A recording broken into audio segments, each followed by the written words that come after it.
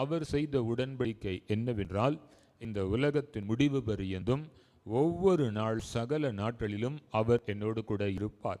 அப்ப இந்த உடன்படிக்கையை ஆண்டவர் என்னோடு கூட ஏற்படுத்த கூடும் என்றால் அதற்கு நானும் உத்தரவாதம்.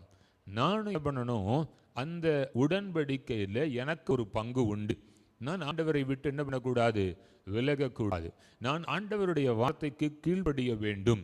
மணவாளனாகிய இயேசு ஒரு மணவாட்டியாகிய தன்னுடைய சபையை சந்திக்க வரக்கூடுமானால் கீழ்ப்படிதல் உள்ளவர்களாய், கரைதிரையற்றவர்களாய், வசனத்தை ஏற்றுக்கொண்டு அதன்படி செய்கிறவர்களாய் இருக்கும் பொழுதுதான் அவர் அந்த உடன்படிக்கையை அந்த சபைக்குள்ளாக, ஜனங்களுக்குள்ளாக அவர் நிறைவேற்ற முடியும்.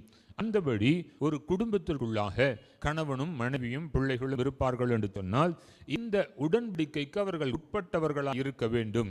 அவர் என்னோடு கூட இருப்பேன் என்று வாக்கு பண்ணின பொழுது நான் எத்தனை